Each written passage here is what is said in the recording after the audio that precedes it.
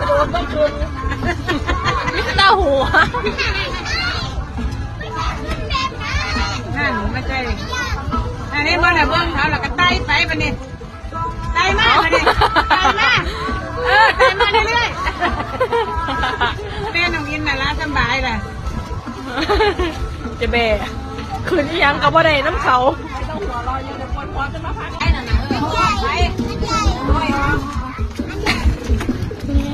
มันไม่ไปอ่ะ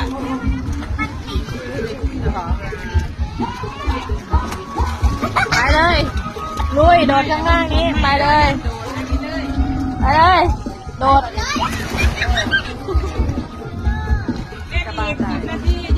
ยังหมดแล้ว